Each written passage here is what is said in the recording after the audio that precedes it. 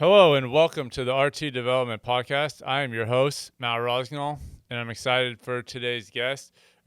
Today's guest is a friend met through a mutual friend, Ray Santiago, who was on, I believe, the third show that we've had. But today's guest is Mike McCarthy. Mike McCarthy is currently the AAA pitching coach for the Seattle Mariners organization and will be located in Tacoma this year. But welcome to the show, and I'm excited to have you, Mike. Awesome. Thanks for having me, Ross. No problem. I know we've gotten to know each other a little bit over the last, basically this past off season, and it's been cool connecting, learning from you. Obviously, like I said, mutual friend connected us, and glad he Yeah. did. And it's always good to talk shop and just kind of not only talk shop but also learn on my end and kind of just get as much information and valuable information as we can to pass on to our athletes. Hey, man. Yeah, Ray's a great man. Really appreciate his connecting us. Absolutely. So I'll just start with your background, how you got to where you are now, and just kind of give us a little bit of that picture of for how you got to where you are. Yeah, I guess kind of just going back even to high school a little bit, but came out of the Bay Area, grew up in the Antioch, Brentwood area. Didn't have any offers come out of high school, but got an academic scholarship to University of Redlands, D3 school. Went there for 2 years. Ended up playing summer ball in Washington and played against some like Oregon State guys who just won the College World Series and had success. And I just, I kind of just itched in the back of my brain, like, why aren't I at a bigger school? But at the time there was no transfer portal or anything on those lines. So um, ended up getting an opportunity to transfer to Cal State Bakersfield. Had to serve a year residency, so wasn't on the team. Mowed lawns, packed mounds, took out the trash, through batting practice. Like that was it. But I was a pre-med undergrad, and I was continuing to dissect cats and do organic chemistry experiments, and looking forward to going to medical school one day. And baseball wasn't even really on my radar in terms of professional baseball at any point during that time. And then my junior year had a 5 ERA. Felt like I was throwing batting practice at 7 o'clock every time I pitched, and arm was barking, throwing 85, 86. It was, it just wasn't very enjoyable. But my senior year, things really turned the corner. My work ethic finally just started to catch traction, and the work I was putting in around the mental game, the physical game, paid off. So I ended up leading the nation in D1 innings that year. Had a 1.6 ERA and was an All American. Threw a two-hitter against Garrett Cole at UCLA and ended up getting drafted. And so I got drafted by the Red Sox. Played 6.5 years there. With Mookie and Xander and a lot of these big names that came out of the system at the time. Got to AAA. Didn't make the big leagues. Had started my master's degree and ended up after I got released, reached out to a bunch of major league teams and just asking if there was a spot for me to play, a roster spot, whatever it took. But I also knew that my future could be in coaching, and so I put my resume together as if I was a coach on top of the video and everything else. And so I got the Dodgers reached out to me and asked me if I was interested in interviewing for a role as basically a backup coach. So if something ever happened to one of their coaches, they have a list of guys in their system they can go back and ask and see if they're interested in coaching. I said would love to. And Matt Peabody was his name. Actually, I still remember it. He connected me with Gabe Kapler, and Cap and I had talked, and then I went down and met him in Malibu and went out to dinner. And I ended up getting down in the last round of interviews and didn't get the job. It was going to be the rookie ball pitching coach that year. But Jeremy Zoll ended up going to the Minnesota Twins as their farm director and asked me if I would interview for a role with them. I ended up getting a AAA fourth coach position in 2018. Spent 2 years there in that role, then 2 years as the pitching coach in AAA. And then 2022, I went to the Padres as AAA pitching coach. 2023, I was the bullpen coach in the big leagues for the A's. 2024 was the AAA pitching coach for the Braves. And then now I'm the AAA pitching coach for the Mariners. So Awesome. roundabout way of getting there, but it's been a long journey, but a really enjoyable one. Absolutely. Uh, well, kind of gonna go back to the college days. Uh, everyone is wanting to move up into the college game. The portal is a huge thing. Um, Yep. and what early on, and I guess two things. One, obviously everyone wants to play D1. Um, Obviously that's like the ultimate goal, dream before pro ball. But I tell guys all the time, the first thing is like, let's find somewhere where you're going to have an opportunity to go play and pitch and Yep. develop. And like, you going to be then the 40th guy on a D1 roster and just sit there. Now the 34th guy is not going to really help you kind of progress and get to where you want. But so with that being said, was there, when you chose Redlands, was it because there weren't other opportunities or because you knew that was going to be like the best place for you to go and develop? No, I didn't have any other opportunities. I had an academic scholarship there, and I'd gone to growing up in the Bay Area. I went up to UC Davis, Pacific, USF. Went to these schools and asked if there was an opportunity for me to play there. Went to their camps, and I was honest with them. I said, "Hey, just shoot me straight. Like, do I have an opportunity here? If I walk on, is there room for playing time? Is there room to even be considered based on where my skill set's at?" And they all were honest with me. They said no. And that, I would say, lit a fire, right? That became motivation. That stacked more logs on the fire for me to grow and get better. And so I still remember going to UC Davis afterward when I was at Bakersfield, and was top five pitcher in the nation at the time. And going up there, and the head coach asked me, he's like, "McCarthy, where are you from?" I told him I was from down the street in Brentwood. He said, "How do we miss you?" I said, "I was at your prospect camp." And he said, "My bad, brother." And it was just one of those moments. Like, he knew the work that had gone in to make it happen. And we got to chat about it later, which was really neat. But it's, a lot of times we're we need to find the place where we can develop. We don't need to go to the place where the name recognition occurs. And Sure.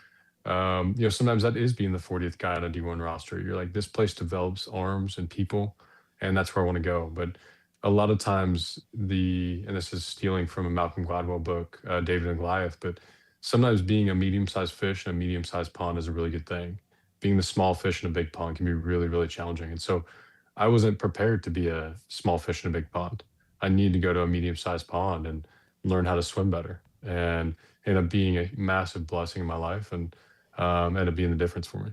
I don't Sure. think I would have, if I gone to a big D1 school, I would have floundered and never made the team. Yeah, no, it's good. Good, and I think it's a definitely a valuable lesson for a lot of guys who listen to the podcast, and I think um, it's good information. And now shoot with the portal, like you go do the right thing. You go somewhere where you can get some time to play, develop, and you can go to that bigger school the next year and use it as a kind of a stepping stone to where you want to get. And so, So true. Yeah. uh, I think there's some schools you're seeing, like, I look at John DeRoyan, who's now at the Mets as their upper level coordinator, but was at U of A. And he had told me a stat about their Friday, Saturday, Sunday guy last year, right? Those three guys threw 230 something innings, I think, as a staff or as a rotation.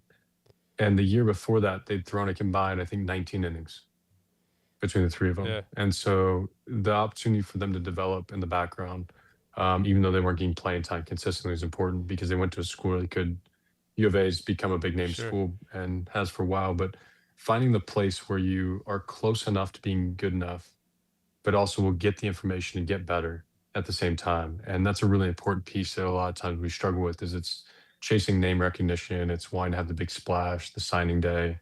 Everyone say ooh and ah because yeah, you are at a Power Five school or because you've got a name recognition in your community. But someone myself, I went to Redlands. I went to a small school that nobody knew about, but it ended up being an opportunity for me to develop. Like, go to the places where you're going to get better, as opposed to being a guy that goes to a D1 school, ends up getting cut after your first year, and now you're a kickback, and now you're trying to find another place to play, sure, and your development's derailed.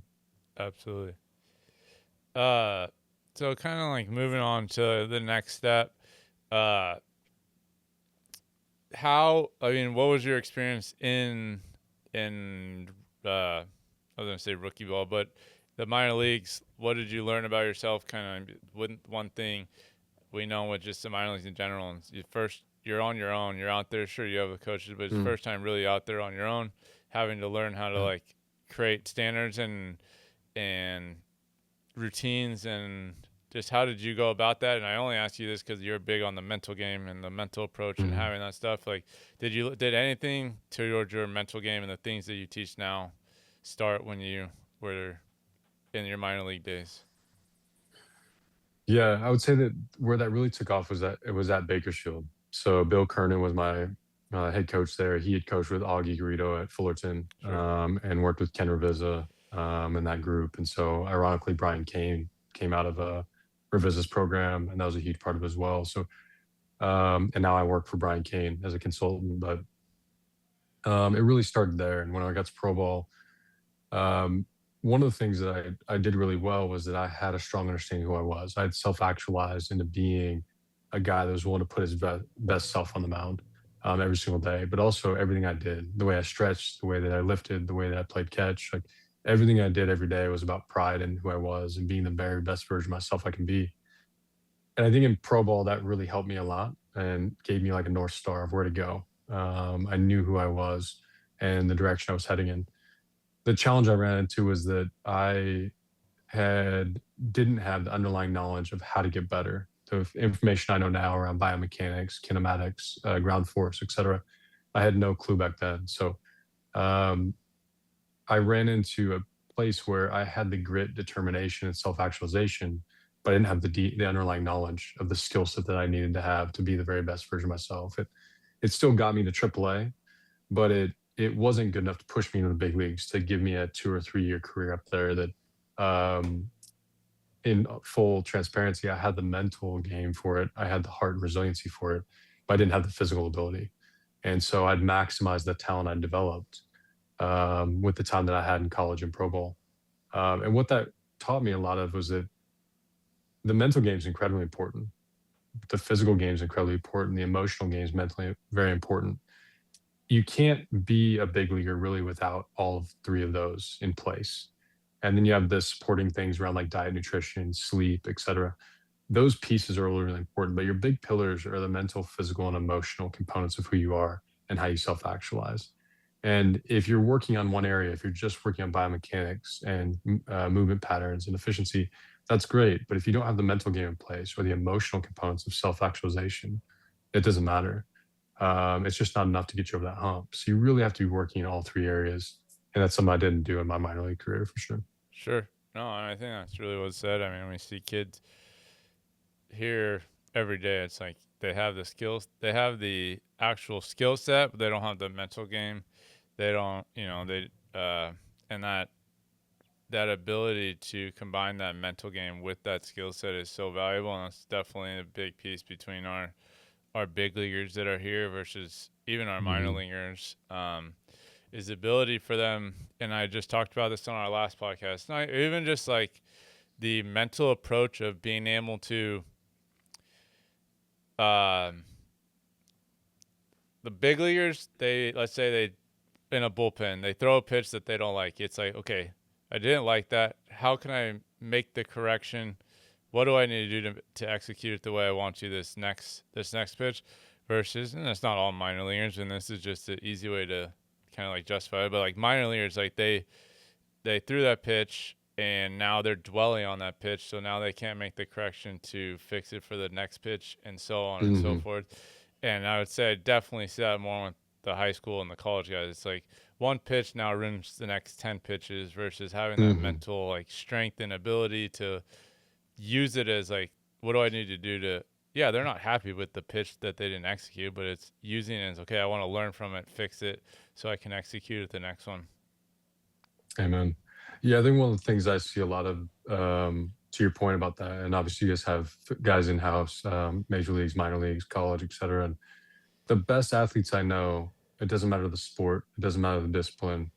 Um, what they understand how to do is say, like, hey, I got that one wrong. But it's not that I got the entire problem wrong. It's which portion of the problem did I get wrong? Like, oh, I carried the number poorly, right? Or hey, I made an addition here instead of subtracting.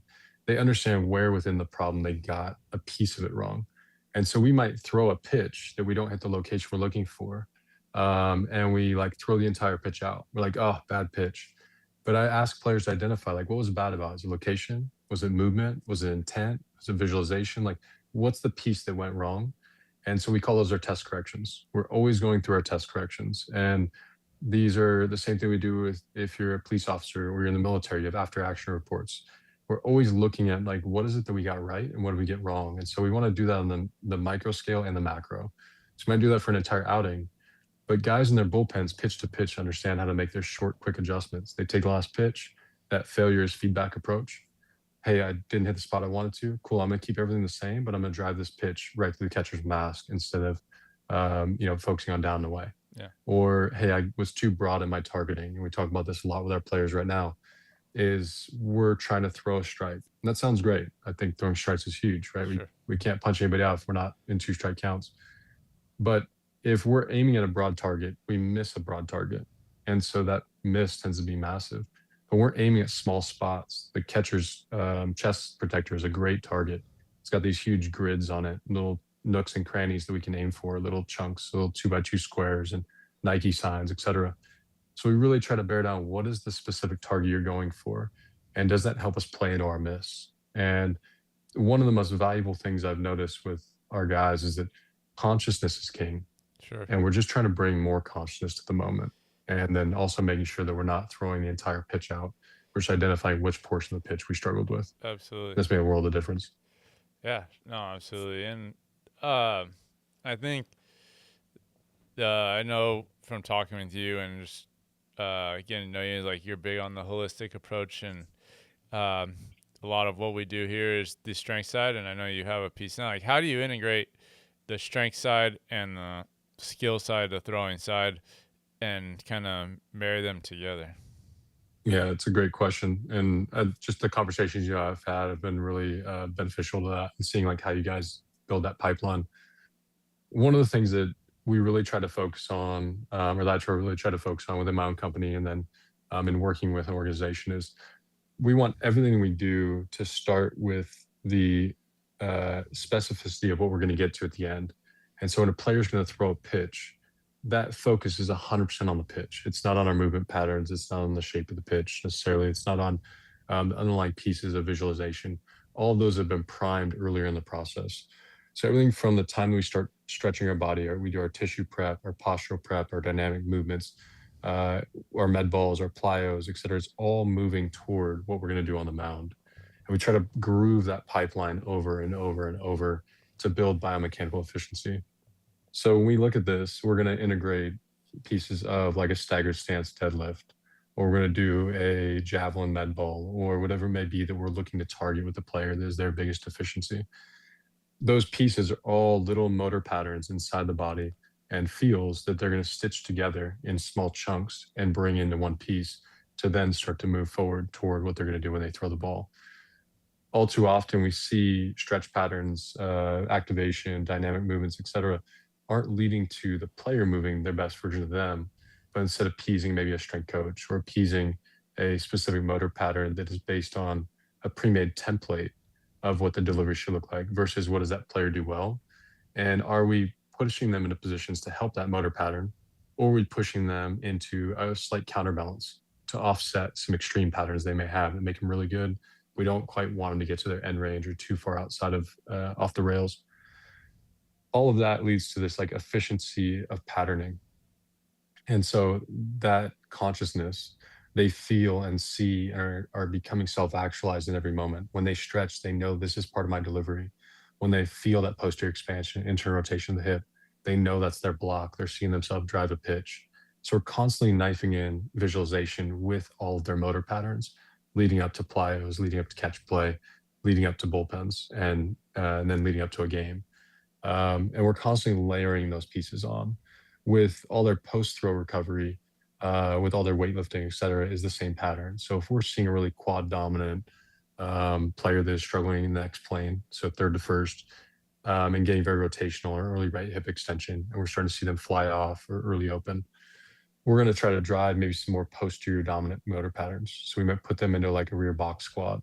We might put them into like a slide board side lunge with a very like closed feeling in the lead leg.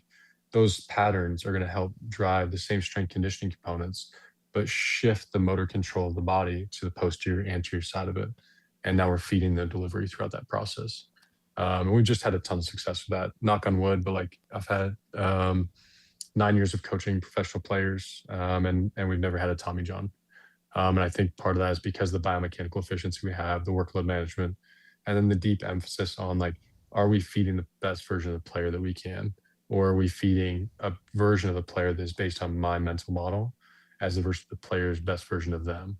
And so it circles back to this like servant leadership mindset we have as coaches. It's based on humility, and understand that we are not trying to create the ideal player for us, but we're trying to help the player create the ideal version of them. Absolutely, yeah. I mean, uh, and I think that's something we try to really hammer on with our athletes is um, one is creating that the a program that is tailored to them, to what they need, what's going to help them get to where they want to get, but also on the since, and I think this is more with the younger guys than the older guys, but help having them understand that it's all supposed to be working together. Like a lot of times we see guys when they come in from wherever other places, or they just haven't had like any formal trainings, a lot of what they're doing is kind of like actually like working against what they're trying to do when they're throwing, hitting, whatever it is. It's instead of actually working together, like creating patterns that we want them to be able to create when they get into their actual skill, and that's what the thing that actually matters. And so, um, even as much as like how they structure their weeks and their days, like like this isn't so much of a pattern, but just understanding how things work. And guys on let's say a recovery throw days, and then they're going in on their own, like hitting a max trap bar deadlift day, not that I don't know, are really heavy, right? We don't really ever max, but that doesn't happen technically here. But when they're on their own, they're like, oh, it's a recovery day, but they go hit some heavy squat or deadlift or whatever, and then now they're counterbalance that recovery that we're trying to create. And just getting them to even understand that part of it is like all Yeah. of these things need to be working together um, to get to where you want to get. And as much as from your schedule to your patterns to your movement efficiency to just like what type of mover you are, and like all that stuff has to be working towards. And from your strength training, your warm up to your strength training to your throwing drills, all that's got to be working together to create the overall number one specificity, or the result in your specificity of throwing or hitting for the hitters as well. Yeah. Hey man, how have you found that to evolve over time? Like as you've seen players like maybe based on age bracket, in the youth group, in the high school group, the college group, the pro group, how do you see those adaptations driving skill acquisition? I think if I'm understanding, like I definitely think it's a uh, huge benefit. One, two, from like one. I mean, for the younger guys, I guess like breaking it down, like young guys, they start to get stronger. They start to understand like how to use their body, how to uh, better motor control, better just motor efficiency, just Hmm. start moving better, and then it instantly starts to kind of show up in their skill. I think early on for those guys, I think for anyone, I guess it's more just any new guy that comes to us, but like really try to like, okay, see, feel this, and this is like kind of a very general, broad example, but feel this split stance kettlebell RDL, like that load in your Hmm. hip. That's the same load we're trying to create when you're like on the mound or like, and sure, you're not Yeah. gonna feel that tension or like that burn in that when you're on the mound, just because the movement's happening so fast. Like you're not gonna have time to really like sit there and load into it, but your ability to just hinge and get into that position really quickly is going to be able to now translate to what we're trying to do on the mound in your delivery without you having to think about it. So like getting them to understand what the patterns are, what we're trying to do, and where they're trying to be, I think is very helpful and very important. And I think once they kind of start to that feeling, like I think they can start to connect the dots a little bit and start to go, oh, okay. I think like for arm care specifically, a lot of guys, and this I don't know if this is this kind of like going around your question, not mean to, but I think it's more just like teaching them more than anything is the biggest thing. Um, Mm, like yeah. arm care, for example, like getting good posterior, um, getting into good ER, getting good posterior tilt of the cuff and the shoulder, and like a lot of guys, you'll see them just kind of like throwing their arms around when they're doing their arm care and not understanding why, and Hmm. then they're like, oh, when I go into layback, I have a little pain in the front of my shoulder. Well, we actually get some like actual rotator cuff involvement, good posterior tilt of the cuff when we're doing these movements. We're gonna get it. Our our cuff is gonna be much more stable when we're trying to go into those positions when we go to throw. It's like, um, just giving them the understanding of what they're supposed to be doing, how they're supposed to be doing it. And I think when you start relating it to, all right, this is what is happening when you do this. Oh, this uh, hip extension drill we're doing in the weight room is like what we're trying to create when we do when you're trying to block on the mound, and like, oh, okay, now they put more focus and emphasis into what they're doing because they're like, okay, if I do that, we've talked about that, and then they tell me if I'm doing that a little bit better, then the result's going to be better on the mound. So now I'm going to Mm, put a little bit more emphasis on like how I'm doing it in the weight room, if that makes sense. yeah. Uh, Absolutely. so I think so. I guess kind of like for me, and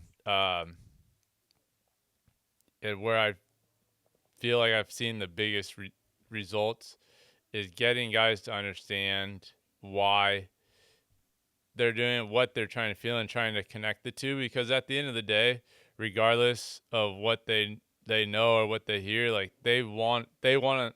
Just as a easy example, like the especially guys that aren't at the top, they want to come in and throw harder. Like that's why they want Mm, to improve velocity and so okay, if we start giving them, here's a couple of reasons from a mechanical standpoint, if you do these things and this is going to help with this, like they start, oh, it's kind of like opens some doors of us being able to now get them to buy in a little bit more, and like, okay, mhm. and now they start to like connect it. I think just using those, I don't know if analogies is the right word, but those things, connecting the two, helps them start to buy it, and then they start to see results.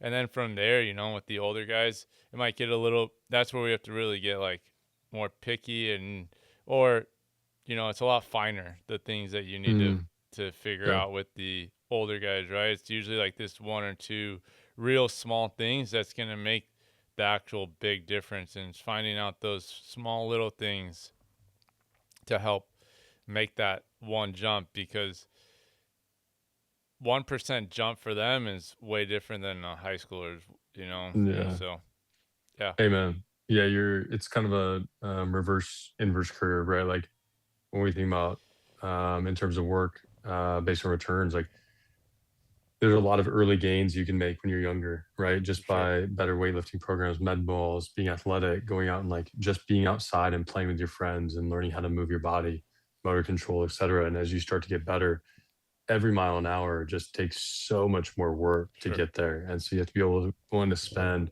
weeks and months to grind out to gain 1 mile an hour over a 3 month period. And sometimes it comes faster than others. But what we see is like these long, steady trend lines of the consistency of moving more efficiently and then moving faster in that consistency and efficient, or excuse me, in that efficiency drives velocity development. For And sure. all too often we see the opposite, where we're trying to crank central nervous system, where we're trying to crank on underload balls, we're trying to force velocity with a bad motor pattern. And so one of the things I mean, I use car examples a lot. It's like cars, golf, and airplanes are like my three things I go to for guys. They love it. So cars, I mean, it's just with a lot of pro guys, especially we're really running through the car and doing the 150-point inspection. Like, are all the tires fully inflated? Do you have the right shocks on? Is the drivetrain in good shape? Do we have fluid in the differential and the transmission? Like, we're checking all these things along the way. Then we're assessing how it drives and say, like, it's pulling to the right. Where do we see that flaw coming from? Sure. And how do we make some mild adaptations that are slowly nudging it in a better direction? With younger players, one of the things I've noticed is just building basic motor function and motor control is huge. And so one of the things I tell parents a lot is like, I don't think that throwing is the holy grail to teach better pitchers. I think a lot of it is med balls. I think it is weightlifting. I think it is them playing soccer and basketball and tennis and learning to be a good athlete and diversification of movement patterns to find different solutions to a problem in the skill acquisition sense, and then that transitions into them becoming a good pitcher. I don't think good mechanics and being very technical at 9, 10, 11 years old necessarily drives them into a better movement pattern later in life because they don't have the underlying motor function Sure. of being adaptable and athletic. Sure. And I And mean, I would that's supported a say, lot. no, I 100% agree. And I would say also like how they move. If one, just seeing it all the time, how they Mhm. move 9, 10, 11, 12 before they've hit like puberty and all that, it could be totally different than how Mhm. they move um, once they do go through, or not could. Usually they do move differently one after that process. And so um, I would Yep. say, and this should never change. Like I would say, that's probably one of our biggest things that are I harp on is like the athleticism, being athletic, focusing on that should be the number one goal. Two, uh, like even our pitchers, like they get labeled unathletic. They start doing just like, they get away from doing things that are athletic. I would say for us, our pitchers, regardless of who they are, like they're sprinting, doing all these things multiple times a week to maintain that athleticism. We've had two guys that were converted um, infielders to pitchers that got drafted in the last 2 years, and I mean, I would say the one thing that made them who were they were is how athletic they were, and then that they were able to carry it onto the mound. And going back to, like you were saying, those younger guys, uh, the most important thing for them is like, especially throwing those med balls, getting stronger, just and like being able to that motor control, motor learning, and getting stronger. Like that stability is definitely to me like um, the most valuable piece. Like the more stable they are, they get stronger. They're more stable. They're more able to control their body. The better they are when they start trying to move fast and um, Mhm. start trying to. They're just better at their skill because they're stronger and more stable. Amen. Absolutely. Couldn't agree more. Um, It's a piece that we're losing. We're not starting to, we've been losing for a little while now, but the early specialization is really challenging. It doesn't mean you can't play baseball, but it does mean that baseball is a wonderful thing, but do other sports, play soccer, play basketball, go play tennis, pickleball, like get out and be athletic, move and diversify your movement patterns. Because early specialization, we're just not seeing great results. I still remember Eric Cressy, went down to see him a few years ago, and we were just having a conversation about the athletes in his facility. And he said he took a survey of the 47 guys who were there at the moment, um, training in November or December, and 45 of them were multi-sport athletes in high school. Only two of them were baseball only. And so, a guy like Eric that's coaching, there's a strength coach and running baseball performance development for some of the best athletes in the world, sure. is seeing that within his facility. I think it's a leading indicator for us as development within the youth side for sure. 100%. And I think, I mean, obviously, I having a kid in that exact age range, like 11 years old specifically, I think it can be hard. It's like one, I think that two things. One is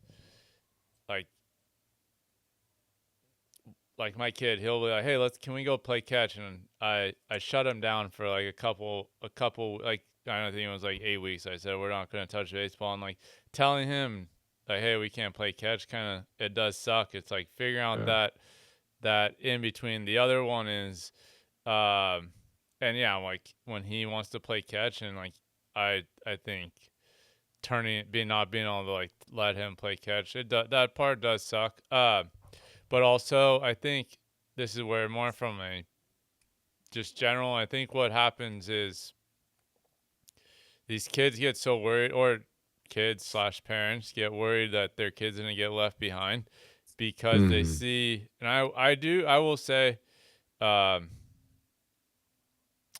that the kids that do play year round early before high school, you'll see like just because they're constantly doing like their skill level is probably a little bit higher than most kids, right? Just because they're Sure. constantly doing it, and so just yeah, overall their skill is better, but it's only better for that period of time. But then it catches up to them to high school, or those other kids start growing into their bodies, start those other athletic sports that they played, and those other athletic qualities that they've gained as they also start like physically maturing, start to help them stay more athletic and um, allows them to like display it into the sport, and then they catch them. But I think what I guess my point is the early like parents seeing, oh, this kid is improving so fast because he's playing all the time, and like they don't want their kid to get left behind is where I Hmm. think a big struggle is also.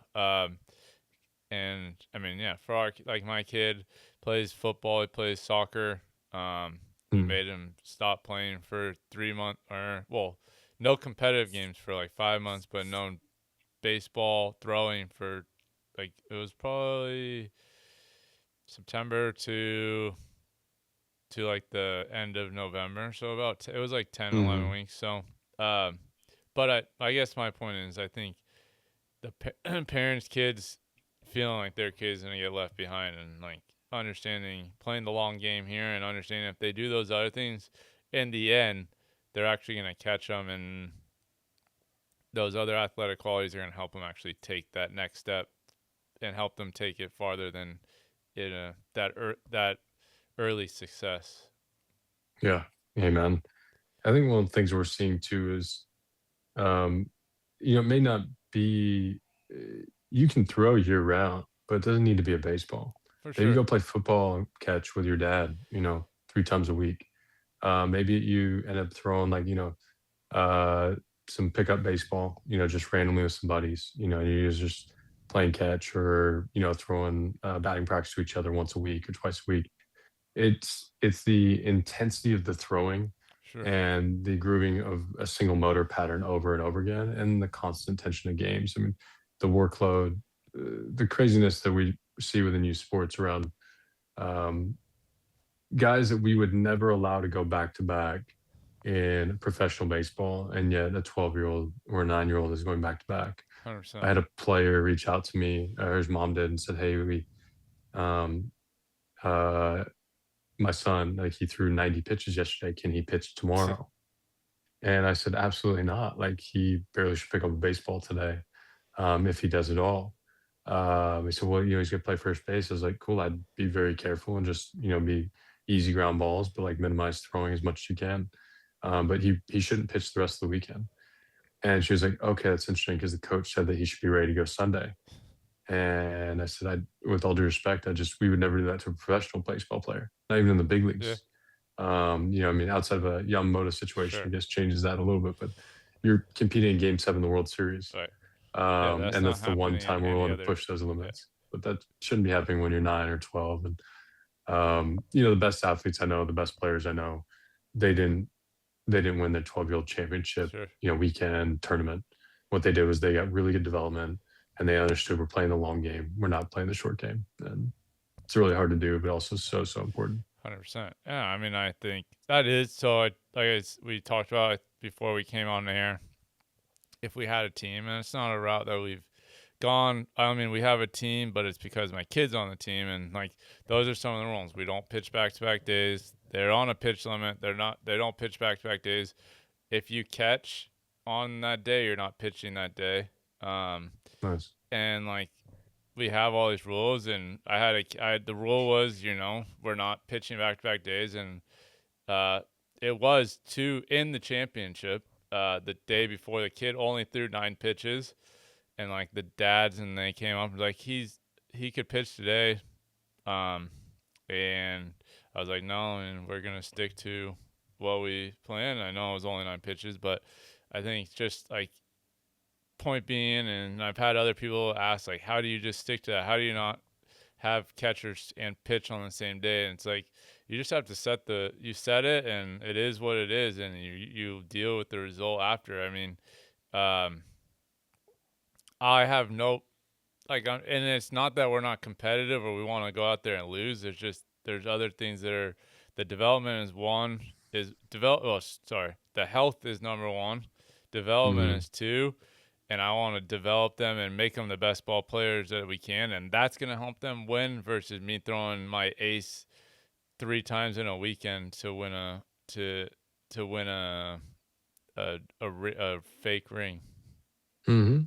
So Yeah. yeah. Amen. I think like one last thing I really wanted to touch on is and I think we've touched on a little bit, but first just how you kind of went down the biomechanics route and Mm. how do you, especially like as a pitching coach in terms of like AAA pitching coach, your role now, and I guess how do you use it in your day to day coaching? And how did you get down this? How did you go down that route? Yeah, so with most of our guys, they're already really elite athletes. So we're looking to squeeze out the last little bit of growth per se, like to help them be not 1% better, maybe 0.1% better. These are the growth is just smaller Sure. because of the best in the world at what they do, but also because all the other guys are really good. The relative gap can be huge, even if we get a 0.1% improvement. And so what we're looking for is what's the lowest hanging fruit for a player. Absolutely. I'm always comparing the player to the best version of themselves. And so if we can move their 90th percentile to become their 50th percentile, we've made a massive leap forward for them while not putting them at high injury risk. If we're chasing somebody else's delivery, if we're asking a player to throw like Josh Hader or Zach Wheeler or somebody else that they're not like, they're gonna have a really tough time achieving that, first of all. But two, that sets them up for injury. And so one of the areas I look at is that again, the car analogy comes up a lot, but I never put off-road tires on a Corvette, right? And the reason being is they don't fit. But you could put street tires on a truck. It's not going to function very well. It's not ideal for it, but it'll still work. And that's okay. But what if we could take the street tires off and put the appropriate tires on that truck?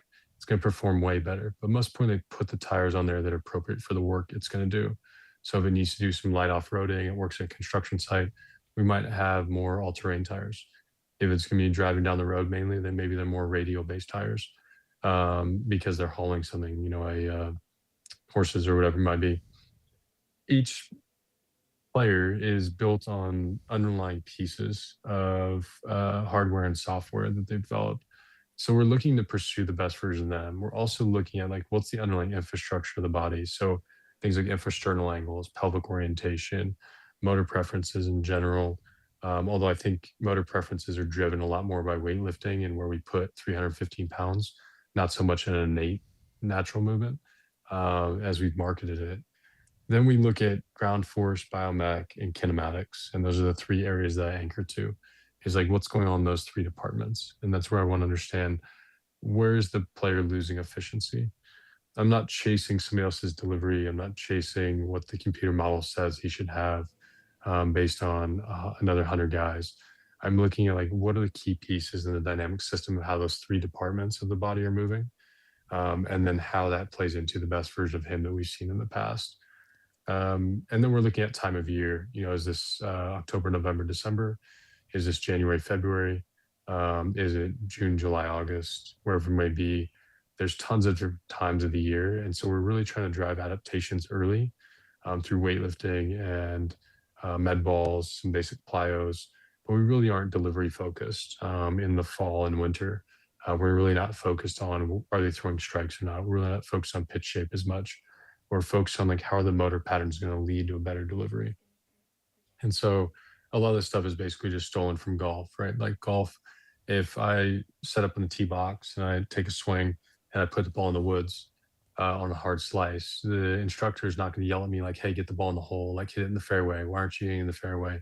He's going to say, "Hey, your club face is open there," or "Hey, you're opening your shoulders or dipping your backside early."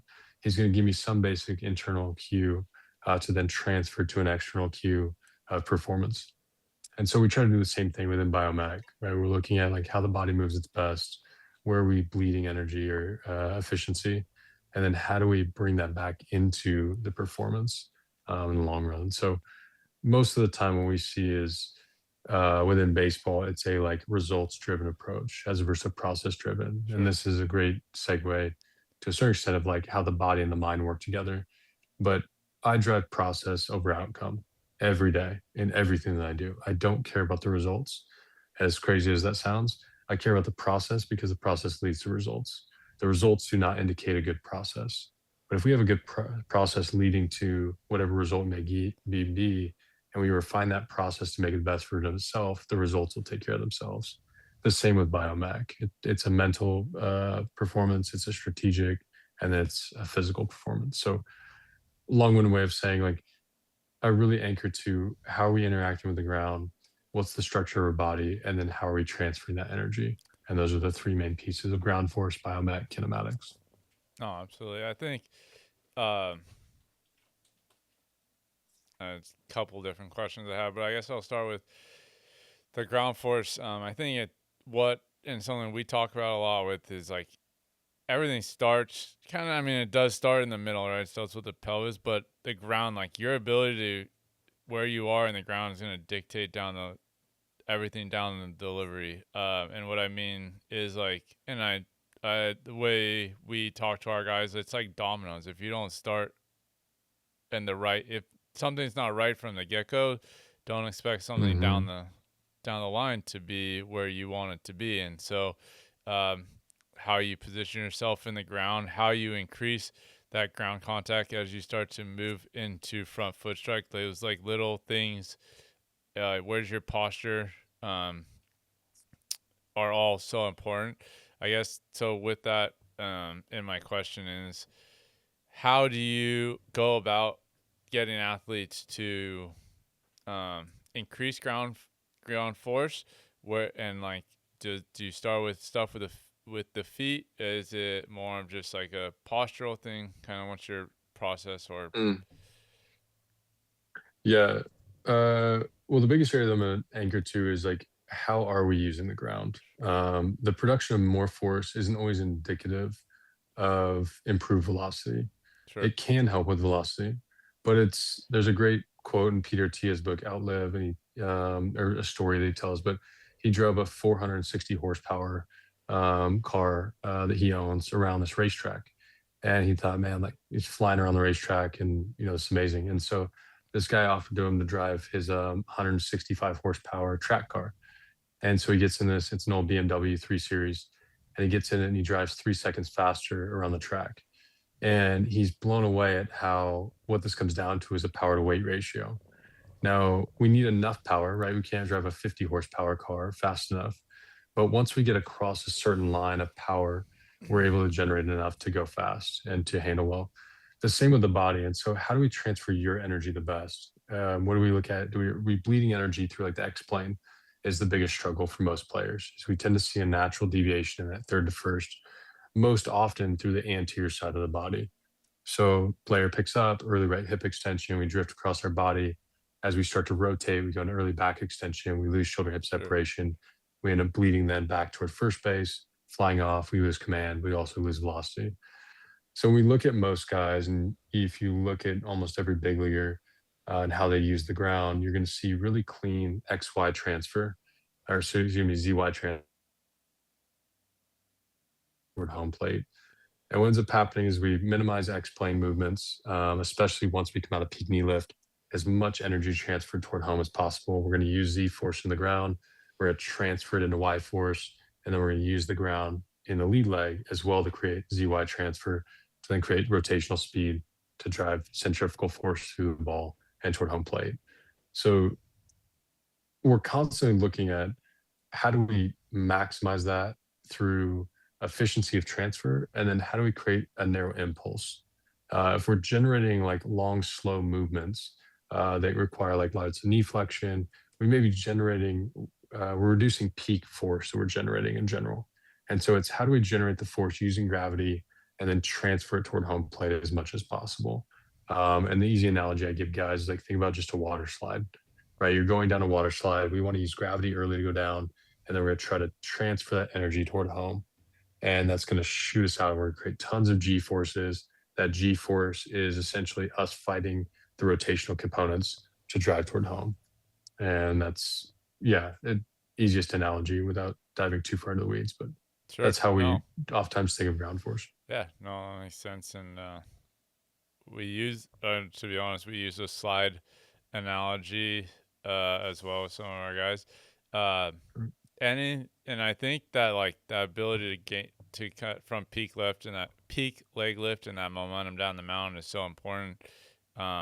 Anything you specifically like to do to kind of work on that and improve and help guys improve that movement? Sorry, say the question again. I apologize. Is there anything specific you like to do to help improve that movement from peak leg lift to the momentum down that first move momentum down the mountain? Hmm.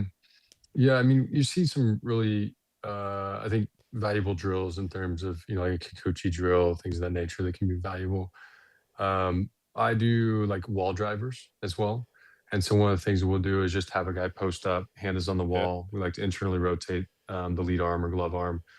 He'll use that. I would try to keep the hand behind the center of mass. And so with this to basically keep it behind their heel is an easy frame of reference. And then we're having them like sit and slide and feel that motion to transfer that energy. And then an old school drill that a coach taught me decades ago, but I just put my hand on their hip and I hold them back. I say like, how are you going to transfer from peak knee lift? How are you going to drive through me as hard as you can? And so guys are in that like tall and fall space, they kind of drift into it and they're like, man, I'm not generating any force. I'm like, cool. How would you push me as hard as possible? And what they do is they go down, they hit their optimal contractile length, and they start really turning forward. And so then I start grooving that pattern with them. And once they get the feeling for that, what happens is we tend to see ground force start to clean up in terms of efficiency, a reduction, that X plane movement. And then from there, it's just a matter of like letting them be the natural athlete they sure, are and rotating. sure. But to your point, you said it beautifully earlier, like how we start is how we're going to finish. What you do in your first few steps. If you're building a house on a crappy foundation, it Yeah, doesn't matter how good the roof is. If you got a crap foundation, it's just not going to go anywhere. So 100%, you got to build a strong foundation to build a strong house. And so I think that's the same thing with the delivery. Strong foundation, steps 1 through 3 are crucial. 100%. I Yeah. think now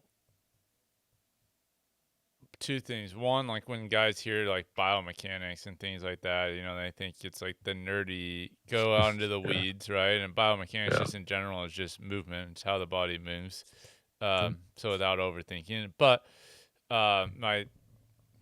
my two things with that, and I guess how have you found personally, because we deal with it, is like we give them this information, and I think I will say before asking for like as a coach myself, like the goal is it doesn't matter like how complex it is when we give it to an athlete. Um, my job, our job as coaches, like to simplify it as simple as possible so that they can use it, right? It doesn't like using big fancy words and all that stuff over there that they don't understand, like isn't helpful. Like, sure, it's our job to know the fancy stuff, but when we gotta be able to make it so a 5-year-old could understand it and go do it. But with that being said, because we definitely deal with it, is like, um, and this comes back to the mental game too. It kind of like I think a good way to kind of start to bring it all together is like and all of our guys are on social media. They see like they hear hip shoulder separation, lead leg block, whatever, scap retraction. But my point is, when giving this information, making sure they're not getting so far domed up where that's all they're thinking about, and now they're not actually able to just be athletic. Yeah. How have you found ways to like give this information but not get guys to like overthink it? And if so, or how do you help them on that side, and kind of combining the Yeah. two? Great question. Like you said it exactly right? How simple can we keep it? And so everything that I do is centered around keep the main thing, or major in the macros, Yeah. right? I mean, if we're worried about lion's mane when we haven't figured out our fat, protein, and carbohydrate content Sure. and consumption, like we're majoring the minor. So biomech, there's tons of noise, there's tons of numbers, et cetera. But like, give me the main things. Like, what are the big pillars in the ground that truly drive performance? And that's the big area that I try to focus on is like, what are the big things? And so with that being said, one of the things I look for is like, what is one thing that will actually take care of three or four things? So if I get this one thing right or help this player with this one motor pattern, in terms of, let's say, improving pelvic rotation, right? Like, awesome, we want to drive better pelvic rotation. What does that look like? Well, just reducing lead knee drift. Okay, so we reduce lead knee drift, we drive better pelvic rotation, which then drives better speed gains up the chain, and we see better rotational movements and velocity. Awesome. Like, let's focus on that. We're already seeing relatively good rotation of the pelvis. We're just not seeing a relatively strong lead leg. It doesn't mean we need lead knee extension, but we just can't see lead knee Yeah. drift. So Yeah. basically, the knee bleeding toward home plate. For those listening, like that piece alone, maybe that cleans up a lot of things up the chain because we're driving more efficiency. If, to your point earlier, we see somebody that gets off plane early and starts to drift toward third base for a right-handed pitcher, well, if we get them online, they may self-organize down the mound really well.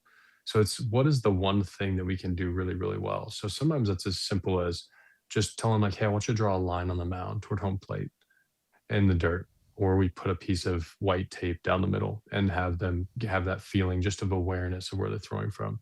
It could be sliding the edge of like a portable mound, and they've got the edge on one side and they're here. And if they go this way, they're going to fall off and it's going to be a disaster, right? So they instinctively know they're going to drive their line down the mound.